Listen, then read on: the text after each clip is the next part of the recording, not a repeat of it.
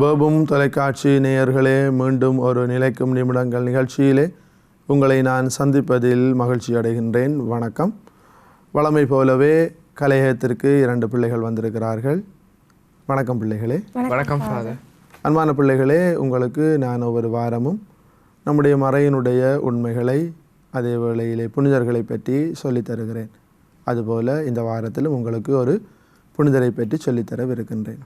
Father, நம்ம இன்றைக்கி எந்த புனிதரை பற்றி பார்க்க வரோம்? இன்றைய நாளிலே நாங்கள் புனித பர்னபா என்கின்ற புனிதரை பற்றி நாங்கள் அறிந்து கொள்ளவிருக்கிறோம்.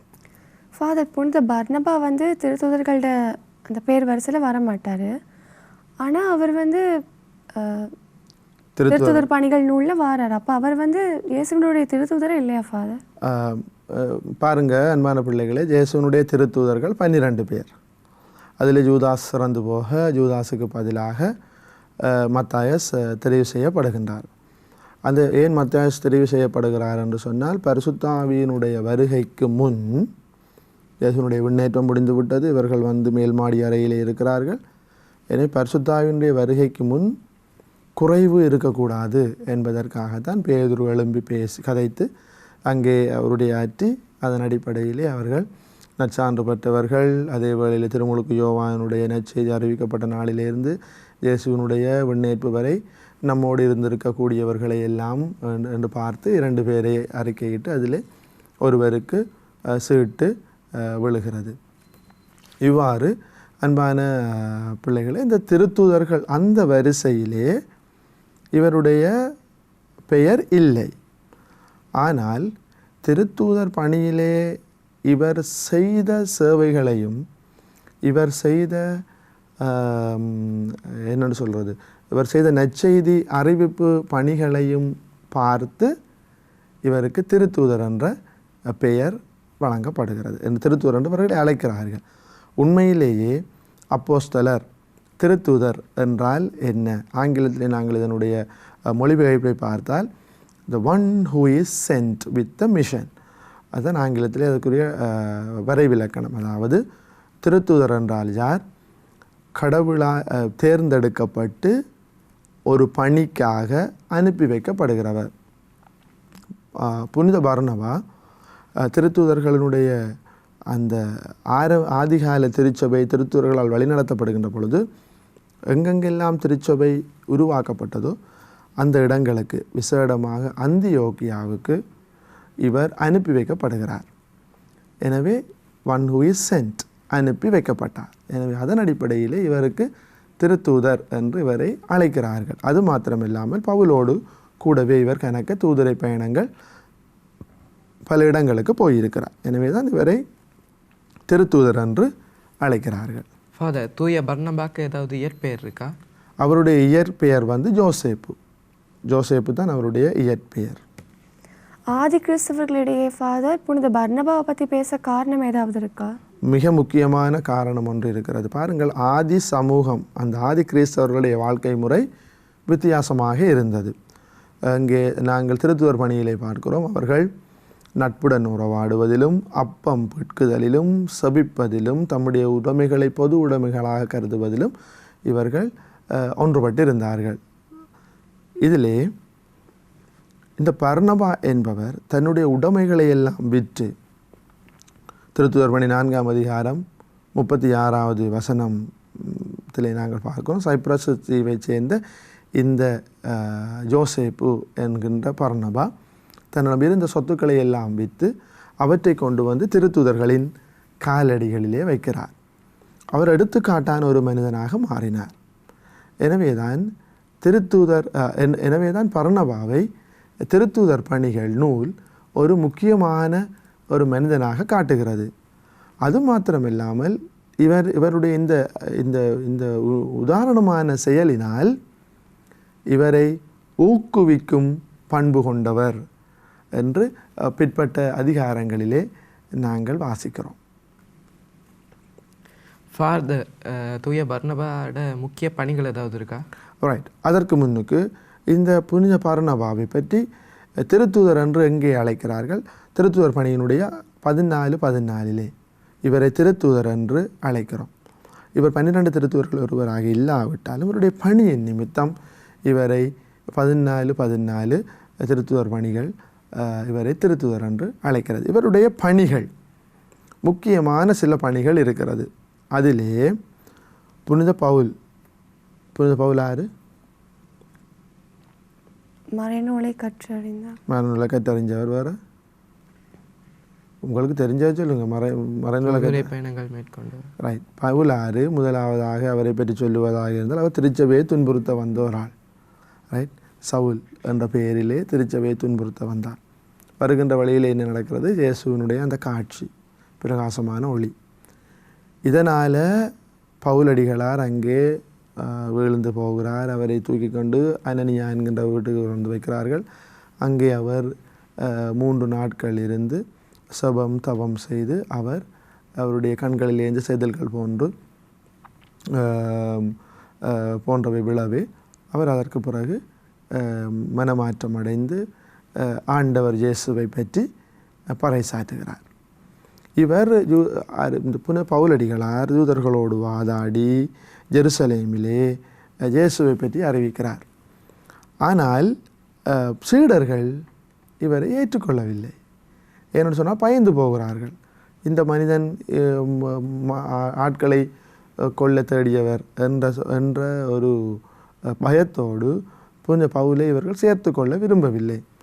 ஆனால் புனித பர்னபாதான் திருத்துதர்களை அங்கே புனித பவுலடிகளார் எவ்வாறு இயேசுவை சந்தித்தார், எவ்வாறு மனமாற்றம் அடைந்தார் என்ற செய்திகளையும், யூதரோடு எவ்வாறு அவர் வாதிட்டு இயேசு ஆண்டவரை பற்றி அறிவிக்கிறார் என்பதையும் பற்றி சீடர்களுக்கு சொல்லிக் கொடுத்து, திருத்துதர்களுக்கு சொல்லி புனித பவுலை ஏற்றுக்கொள்வதற்கு இவர் ஒரு சான்றான மனிதனாக மாறுகிறார்.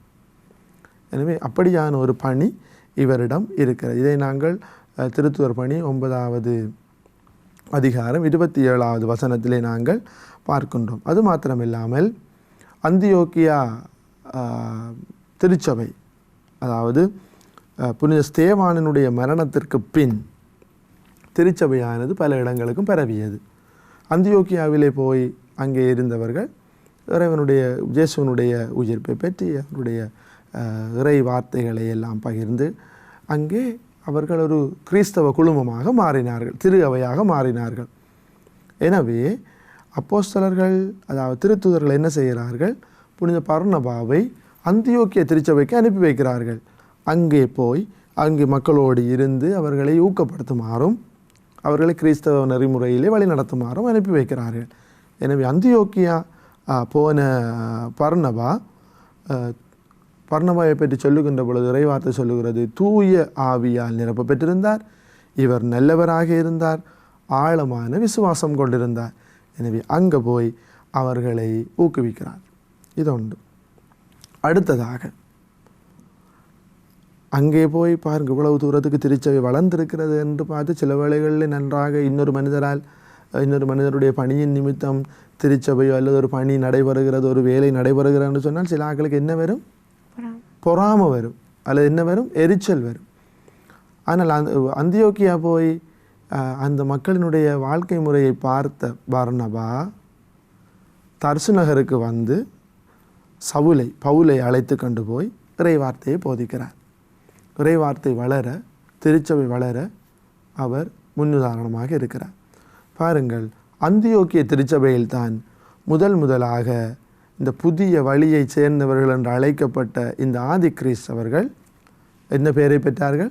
கிறிஸ்தவர்கள் என்ற பெயரை பெற்றார்கள். முதலாக கிறிஸ்தவர்கள் என்ற பெயரை அந்தியோக்கிய திருச்சபையில் தான் இவர்கள் பெற்றுக்கொண்டார்கள். எனவே இவருடைய பணி முக்கியமான பணியாக இருக்கிறது. இது மாத்திரம் இல்லாமல் அன்பான பிள்ளைகளே, ஜெருசலேமிலே கடும் பஞ்சம் நிகழ்கிறது.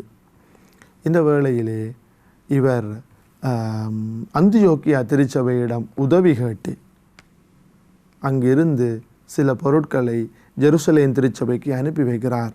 இதன் வழியாக ஜெருசலேம் திருச்சபையில் இருந்தவர்கள் அந்த பஞ்சத்தில் இருந்து பாதுகாக்கப்படுகிறார்கள். இவ்வாறு இவருடைய பணிகள் திருத்தூதர் காலத்திலே அந்த திருத்தூதர் பணிகளோடு சார்ந்ததாக அமைந்திருக்கிறது. அது மாத்திரமில்லாமல் இவர் பவுல் அடிகளாரோடு பயணங்களையும் மேற்கொண்டு வேறு தூர இடங்களிலும் இவர் நற்செய்தி பணியை ஆற்றியிருக்கிறார். ஃபாதர் புனித பவுலுக்கும் புனித பர்னபாவுக்கும் இடையில இருக்க ஏதாவது தொடர்புகள் இருக்கா ஃபாதர்? ஆம், இருக்கிறது. நான் ஏற்கனவே சொல்லிவிட்டு இந்த மனமாற்றத்தை பற்றி இவர் சான்று பகர்ந்தார். அதுக்கு பிறகு அந்தியோக்கிய திருச்சபைக்கு இவரை பவுலடிகளாரை பர்னபா கூட்டிக் கொண்டு போனார். இவருடைய பயணங்களிலே லிஸ்திரா என்கின்ற ஒரு இடத்துக்கு போகிறார்கள். அங்கே கால் ஊனமுற்ற ஒருவர் இருந்தார் பவுலோடு இவர் பயணம் செய்கின்ற பொழுது. எனவே அவர் குணமடைய விரும்புகிறார் என்கின்ற விருப்பத்தை அறிந்த பவுல் எழுந்து நில்லும் என்று சொல்லுகிறார். எனவே அந்த கால் ஊனமுற்றவரும் எழுந்து நடக்கிறார். இதை கண்ட அந்த பிரதேசத்து மக்கள் என்ன செய்கிறார்கள்? தெய்வங்கள் மனிதர் நடுவே இறங்கி வந்து விட்டது என்று சொல்லிக்கொண்டு அந்த கோயிலுக்கு முன்னால் இருந்த அர்ச்சகரை கூட்டிக் கொண்டு வந்து பலியிடவும் இவர்களை தெய்வங்களாக மதிக்கவும் இவர்கள் ஆரம்பிக்கிறார்கள். அந்த நேரத்தில் பர்னபாவினுடைய கூற்று மிகவும் முக்கியமானது. இந்த பர்னபா சொல்லுகிறார், மனிதர்களே ஏன் இப்படி செய்கிறீர்கள்? நாங்களும் உங்களைப் போல சாதாரணமான மனிதர்களே. நீங்கள் இந்த போலி வழிபாடுகளிலே போலி விடயங்களிலே நீங்கள் செல்வாக்கு செலுத்தாதீர்களா, நீங்கள் விருப்பம் செலுத்தாதீர்கள். இவற்றை விட்டு விண்ணையும் மண்ணையும் காற்றையும் கடலையும் படைத்த எல்லாம் வல்ல இறைவனிடம் திரும்பி வாருங்கள் என்கிறார். அவருடைய அந்த செய்தி இன்றைக்கு நமக்கும் தேவைப்படுகிறது. நம்மளையும் பலர், அன்பான பிள்ளைகளே, விண்ணையும் மண்ணையும் காற்றையும் கடலையும் படைத்த எல்லாம் வல்ல தந்தையை விட்டு அற்ப பொருட்களுக்கு நாங்களும் இன்றைக்கு பணத்திற்கு, மனிதர்களுக்கு அல்லது ஆடம்பரத்திற்கு என்று பணி செய்ய போகிறோம். எனவே இது ஒரு நல்ல எடுத்துக்காட்டாக இருக்கிறது. எனவே இவ்வாறாக இவர் பவுலோடு இவருக்கு ஒரு சின்ன தொடர்பு இருக்கிறது. அது மாத்திரமில்லாமல் இவர் தன்னுடைய நற்செய்தி பணிக்காக மார்க்குவையும் அழைத்து கொண்டு பவுலடிகளாரோடு பல பயணங்களை செய்திருக்கிறார். இவர் பம்பிலியா போகும்போது மார்க் இவரோடு சேர்ந்து செல்லவில்லை என்பது இவருக்கு ஒரு கொஞ்சம் சின்ன கவலை. சொல்லுகிறார்கள், மார்க்கு என்பவர் பர்னபாவினுடைய ஒரு உறவினராக இருந்திருக்கலாம். எனவே தான் இவர் அவரை சேர்த்துக்கொள்ள விரும்பினார். ஆனால் பவுல் அவரை சேர்த்துக்கொள்ள விரும்பவில்லை. மார்க்கை சேர்த்துக்கொள்ள விரும்பாதால் இவர்கள் இருவருக்கும் இடையில் ஒரு சின்ன கருத்து முரண்பாடு, கருத்து மோதல் ஏற்படுகின்றது. அத்தோடு பவுலோடு இவர்கள் இந்த பயணத்தை சென்று கொண்டிருக்கிறவர்கள் விருத்த சேதனம் தொடர்பான ஒரு பிரச்சனையும் வருகிறது. எனவே இவர்கள் என்ன செய்கிறார்கள்? தங்களுக்குள்ளே எழுந்த இந்த பிரச்சனையை தீர்ப்பதற்காக ஜெருசலேமுக்கு வருகிறார்கள். ஜெருசலேமுக்கு வருகின்ற பொழுது ஜெருசலேமிலே முதலாவது பொதுச்சங்கம், திருச்சபையினுடைய முதலாவது பொதுச்சங்கமாகிய ஜெருசலேம் பொதுச்சங்கம் ஆரம்பிக்கிறது. என்னத்திற்காக ஒன்று கூட்டப்படுகிறது?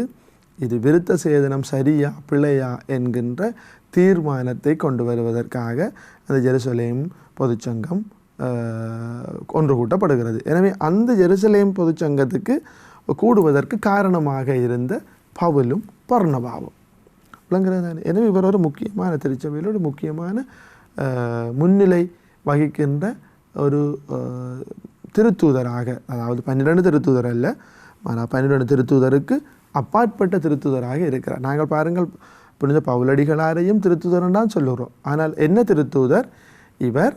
புனித பவுலடிகளார் புற இனத்தாரின் திருத்தூதர், புற இனத்தாரின் திருத்தூதர்.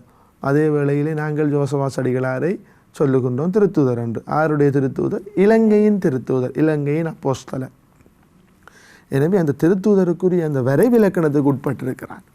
எனவே இவரால் தான் இந்த திருச்சபையினுடைய முதலாவது பொதுச்சங்கம் உருவாகி முக்கியமான தீர்வுகளை எடுப்பதற்கு காரணமாக அமைந்தது. ஃபாதர், தூய பர்னபா கடவுளில் விசுவாசத்தை அறிக்கையிட்ட சந்தர்ப்பங்கள் ஏதாவது இருக்கா? புனித பர்னபா கடவுள் மீது விசுவாசத்தை அறிக்கையிட்ட சந்தர்ப்பமாகத்தான் நாங்கள் நான் சொன்னேன், மனிதர்கள் இவர்களுக்கு அந்த லிஸ்திரா மக்கள் பலியிட முற்பட்டார்கள். அந்த நேரத்திலே நாங்களும் சாதாரண மனிதர்களே, கடவுள் மீது நம்பிக்கை கொள்ளுங்கள் என்று அந்த காட்டிய அந்த சந்தர்ப்பம் இதற்கு மிகவும் உதாரணமான சந்தர்ப்பமாக இருக்கிறது. ஃபாதர், புனித பர்னபாவோட கடைசி காலமும் அவருடைய இறப்பும் எப்படி ஃபாதர் நிகழ்ந்தது? ரைட். இவ்வாறு இருக்கின்ற பொழுது பவுல் ஜெருசலேமுக்கு ரோமைக்கு அவர் சென்று விடுகிறார். அவருடைய அந்த தூதரை பயணத்தோடு சென்று விடுகிறார். அங்கே போனதும் பவுலடிகளார் சிறைப்படுத்தப்படுகிறார். கிறிஸ்துவுக்கு பின் 61வது ஆண்டிலே அவர் சிறைப்படுத்தப்படுகின்றார். எனவே ஒரு மரபு இருக்கிறது. புனித பவுலடிகளார் மார்க்குவை தன்னோடு அனுப்பி வைக்குமாறு அவர் கேட்டதாக ஒரு ஒரு ஒரு அதாவது ஒரு விடயம் இருக்கிறது. ரைட். எனவே ஆனால் அதை பர்னபா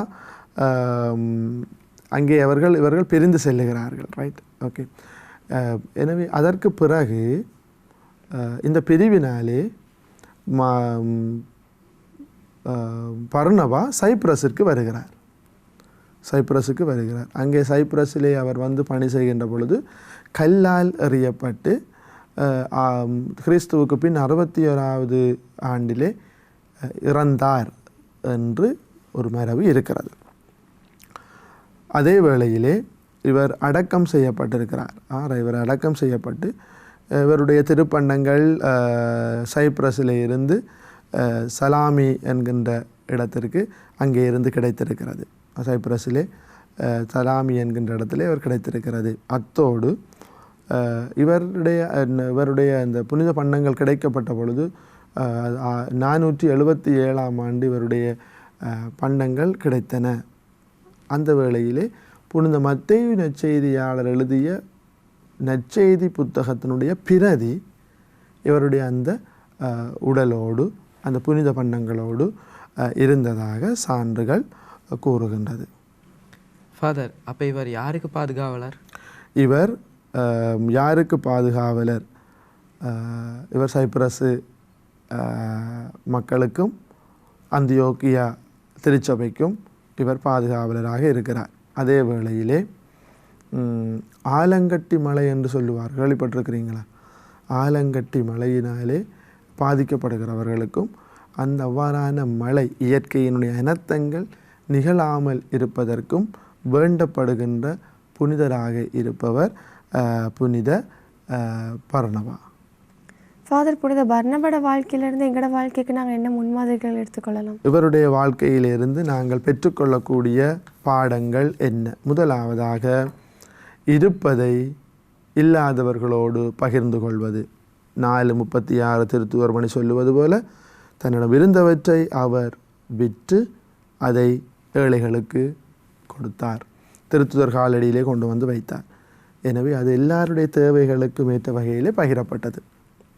இன்றைக்கு நாங்கள் நம்மிடம் இருப்பவற்றை பொருள் பண்டம் பணம் மாத்திரமல்ல, நம்முடைய நேரத்தை பொது நன்மைக்காக, ஒரு மனிதனுடைய மீட்புக்காக, அல்லது ஒரு மனிதனுக்கு நல்ல விஷயத்தை சொல்லிக் கொடுப்பதற்காக நம்மிடம் அறிவு இருந்தால் அது நாமே வைத்து கொண்டிருக்க வேண்டும் என்கின்ற நிலைமையில் இருக்கிறவர்கள் இருக்கிறார்கள் இல்லையா? எனவே பகிர்ந்து கொடுத்தது, நம்மிடம் இருப்பதை பிறருக்கு பகிர்ந்தளித்தது. நேரம், ஒரு வயோதிபரை போய் பார்க்கிறது, ஆஸ்பத்திரியில் இருக்கிற ஆட்களை போய் பார்க்கிறது, இப்படியான பிறரோடு நேரத்தை பகிர்ந்து அளித்தல், பிறருக்கு நம்மிடம் இருப்பதை கொடுப்பது. அடுத்தது, பிறர் மகிழ்ச்சியிலே நாங்களும் பங்கு கொள்ளுதல். அந்தியோக்கிய திருச்சபை மகிழ்ந்திருந்தது. அந்த மகிழ்ச்சியை இரட்டிப்பாக பவுலை அழைத்து கொண்டு செல்லுகிறார். மகிழ்ச்சியிலே கலந்து கொள்வது. நாங்கள் இன்றைக்கு பாருங்கள், பிறர் மகிழ்ந்திருந்தால், பிறர் வாழ்க்கையில் முன்னேறினால், படிப்பில் முன்னேறினா, செல்வத்தில் முன்னேறினா, வசதி வாய்ப்பில் முன்னேறினா, இன்றைக்கு எரிச்சல், பொறாமை, வஞ்சகம், காய்மகாரம் என்கின்ற கூடாத பண்புகள் மனித சமுதாயத்துக்குள்ளே நுழைந்து விட்டன. ஆனால் இவரை போல பிறர் மகிழ்ச்சியில் நாமளும் மகிழ்கிறது, பிறருடைய முன்னேற்றத்தில் நாமும் மகிழ்கின்றது என்கின்ற இந்த நல்ல பண்பை நாங்கள் வளர்த்து கொள்ள வேண்டும். சரிதானே? அதே வேளையிலே நற்செய்தி அறிவிப்பிலே ஆர்வம் கொண்டவராக இவர் இருந்தார். பாருங்கள், திருத்துவர் பணியில் இவர் அறிமுகமான சந்தர்ப்பத்தில் இருந்து அந்தியோக்கியாவுக்கு சென்று அந்த திருச்சபையை உறுதிப்படுத்தி அங்கே அவர்களோடு கூடவே வாழ்ந்து, பவுலுடைய பயணங்களில் அவரோட துணையாக சென்று இறை வார்த்தையை அறிவிப்பதிலும் ஏனைய முயற்சிகளிலும் அறக்காரியங்களிலும் அன்பு பணிகளிலும் பஞ்சம் நிகழ்கிறது என்று கேள்விப்பட்டு உதவி செய்தார். எனவே அவ்வாறு நற்செய்தி அறிவிப்பில் ஆர்வமும் பிறர் சுநேக பணிகளிலே ஆர்வமும் கொண்டு வாழ நமக்கு அழைப்பு தரப்பட்டிருக்கிறது. அதே வேளையிலே தன்னை எப்பொழுதும் ஒரு மனிதனாகத்தான் கருதி கொண்டார். ஊக்குவிக்கும் பண்பு கொண்டவர் என்ற பெயர் கொண்டவர், மற்றவர்களை ஊக்குவித்தார். அதனால் பெருமையும் புகழும் வருகிற பொழுது தான் ஒரு மனிதன் என்பதை நினைத்து கொண்டார். எப்பொழுதும் தான் ஒரு மனிதன் என்பதை நினைத்து கொண்டார். பாருங்க, அந்த லிஸ்திராவில் நிகழ்ந்த அந்த சந்தர்ப்பம், இவர் தன்னை ஒரு பெருமைப்படுத்துகின்ற மனிதனாக மாறலாம். ஆனால் என்ன சொல்லுகிறார்? நானும் ஒரு மனிதன்தான் என்று சொல்லி மனித பண்போடு மனிதர்களை அணுகுகிறார். அதுபோல நாங்களும் என்ன செய்ய வேண்டும்? மனித பண்புகளோடு மனிதர்களை நாங்கள் அணுக வேண்டும். நமக்கு பெருமை புகழ் வருகிற பொழுது நான் கடவுள் என்றோ அல்லது நான் தான் எல்லாவற்றையும் ஆண்டு நடத்துகிறோன்னு நினைத்து விடக்கூடாது. நான் கடவுளை மேன்மைப்படுத்த வேண்டும் என்னுடைய குணாதிசயங்களினால் என்கின்ற அந்த பண்பு நமக்கு சொல்லித்தரப்படுகிறது. அடுத்ததாக, என்னவாகத்தான் இருந்தாலும் கடவுள் பக்தி கொண்டவராக இருந்தார், கடவுளை மேன்மைப்படுத்தினார். அதனால் தான் அவர் சொல்லுகிறார் இந்த லிஸ்திரா மக்களுக்கு, எல்லாவற்றையும் விட்டுவிட்டு விண்ணையும் மண்ணையும் காற்றையும் கடலையும் படைத்த கடவுளிடம் திரும்பி வாருங்கள் என்று அழைப்பு விடுக்கிறார். விளங்குகிறது? எனவே அன்பான பிள்ளைகளே, இவரிடம் விளங்கிய இந்த நற்பண்புகளால் நாமும் ஒருவர் மற்றவரை நாம் நம்மை அணி செய்து கொண்டு ஒருவர் மற்றவரை நாங்கள் வெளிப்படுத்த வேண்டும், ஊக்குவிக்க வேண்டும். இவரை பற்றிய சான்றுகள் திருத்தூதர் பணியிலும் அதே வேளையிலே கொலோசியருக்கு எழுதிய கடிதத்திலும் விசேடமாக காணப்படுகிறது. திருத்தூதர் பர்னபாவை பற்றியது. எனவே நாங்கள் நம்முடைய வாழ்க்கையிலே திருத்தூதராக மாறலாம். எப்படி? நமக்கு என்று தரப்படுகின்ற, திருச்சபையாலே நமக்கு என்று தரப்படுகின்ற கொடைகளை, பணிகளை நாம் செய்ய வேண்டும். பொது நன்மைக்காக தூய ஆவியார் ஒவ்வொருவர் மீதும் ஏதாவது ஒரு கொடையை தருகிறார். எனவே சில ஆட்களுக்கு கற்பித்தல், சில ஆட்களுக்கு ஊக்கமூட்டுதல், சில ஆட்களுக்கு தாராளமாக வழங்குதல், சில ஆட்களுக்கு நன்மை செய்தல் என்று தூய ஆவியானவர் நமக்கு என்று வித்தியாசமான கனிகளை, கொடைகளை, வரங்களை தருகிறார். எனவே இவற்றை நாங்கள் நமக்குள்ளே வைத்து கொள்ளக்கூடாது. மாறாக இவற்றை நாங்கள் எடுத்துக்கொண்டு நாங்களும் திருமுழுக்கின் வழியாக அனுப்பப்பட்டிருக்கிறோம். உறுதிப்பூசல் வழியாக நாங்கள் ஆண்டவருடைய போர் வீரர்களாக மாறியிருக்கிறோம். எனவே கிடைக்கின்ற சந்தர்ப்பங்களிலே நம்மிடம் இருக்கின்ற நல்ல பண்புகளை கொண்டு பிறருக்கு பகிர்தல், நேரத்தை செலவிடுதல் மற்றவர்களுக்காக. இன்றைக்கு பாருங்கள், நாங்கள் தீமைக்காக அல்லது வேறு வேறு களியாட்டங்களுக்காக இவ்வளவு நேரத்தை செலவழிக்கிறோம். அப்படியல்ல, இந்த புனிதரை போல நல்ல விடயங்களுக்காக நேரத்தை செலவழிக்க, நம்முடைய விருப்பத்தை கொடுக்க, ஊக்குவிக்க. இன்றைக்கு பாருங்கள், உதாரணத்துக்கு ஏதாவது ஒரு நிகழ்ச்சியில் ஏதாவது ஒரு விடயத்தில் யாராவது ஒரு நாள் மனம் உடைந்து போயிருந்தால் ஊக்குவிப்பதற்கு மனிதர்கள் இல்லை. OL results, AL results, scholarship கொண்டு வந்தோம், மனம் உடைந்து போகிறார்கள். ஏதாவது ஒரு விஷயத்தில் முன்னேறிக்கொண்டு போகிற பொழுது விழுந்து விடுகிறார்கள். ஊக்குவிக்க மனிதர் இல்லை.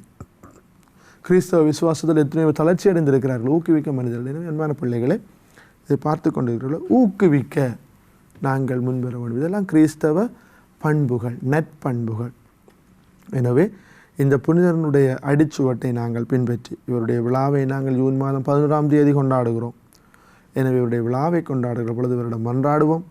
இவரிடம் விளங்குகின்ற நற்பண்புகளை நாங்கள் கடைப்பிடித்து மனிதருக்கும் கடவுளுக்கும் உகந்த நல்ல கிறிஸ்தவர்களாக மாற இந்த புனிதரிடம் மன்றாடுவோம். மீண்டும் ஒரு நிலைக்கும் நிமிடங்கள் நிகழ்ச்சியிலே சந்திக்கும் வரை உங்களிடமிருந்து விடைபெறுகின்றேன். நன்றி, வணக்கம். நன்றி ஃபாதர்.